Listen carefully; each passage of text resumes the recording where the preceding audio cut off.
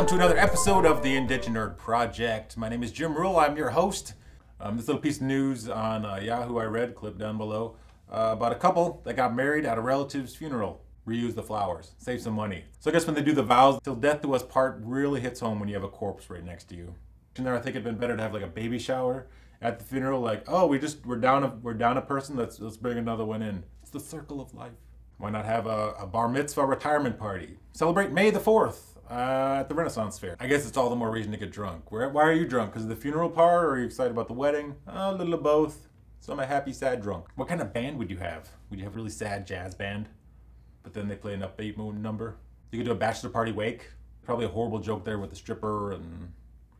yeah, let's not go there. The IRS, everyone's favorite government agency, has been getting flack for producing a Star Trek parody as a training video.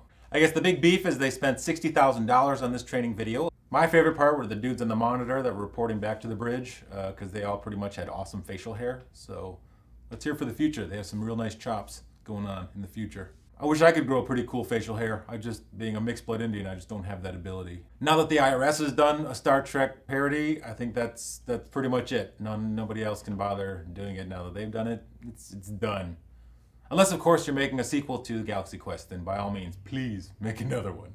You think for 60 grand you get a better sketch out of it, but come on, it's the IRS. They're not known for making great sketch comedy. They should all be on Comedy Central, IRS. Improvisational rambunctious suppository. Anyway, you should check it out. It's on the link below.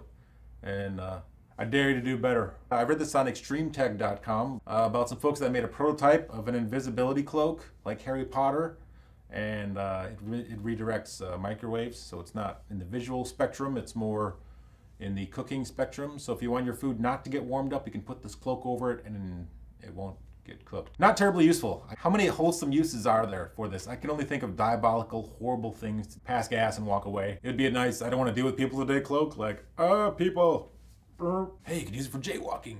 Oh, and never get caught. I wanted to share this with you folks over the weekend, but I didn't get around to taping this until today. I found the perfect recipe for making hard-boiled eggs. Here's the method for cooking the perfect hard-boiled egg. I know we all strive for perfection in our lives, so why not when making Easter eggs? You put the eggs in a pot of cold water and turn the heat on low until it gradually comes to a boil. Turn the heat off, cover it for like 10 minutes, and then put it under cold water to stop the heating cooking process. And there you go. It should be perfect hard-boiled eggs. Although they're not really boiled, they're just hard-cooked eggs, technically. Also, you may want to use a timer, because if you're like me, you have a 2-minute attention span.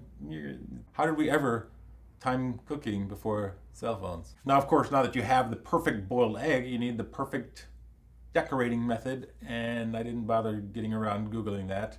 If you're not familiar with Google's Doodles, they take the Google logo and then they make a little cartoony drawing. This year, Easter fell on March 31st, which also happens to be Cesar Chavez's birthday, and Google decided to recognize Cesar Chavez. So they had a little picture of him in the middle of their logo. Some people mistook this for being Hugo Chavez. I'm not sure how that happens. They saw a brown person, they assumed the worst, I guess. They saw the name Cesar Chavez and just Chavez, like, there's gotta be only one Chavez. That can't be a very common name used in Latino naming of people. People were upset on Twitter that Google would do something as un-American as honoring Hugo Chavez, even though they weren't. They were honoring an American on his birthday. People were mad that they didn't have an Easter egg on there or Jesus on there. I don't know, is that mandatory in this country that all of our internet companies have to honor the Christian holiday of Easter? It's not like there was a dearth of Easter honoring. Oh no, nobody's mentioning Easter or trying to make a buck off of Easter or right in the coattails of Easter. Google took the path less chosen and they got crap for it. That's why you should never choose the path less chosen. Always stick to what the mainstream wants. I'm sure the Pope was upset about this. Oh, we don't need to honor any Latinos now that I'm Latino and a Pope. Some people were so upset about this that they said, no more Google, I'm only using Bing. Bang it.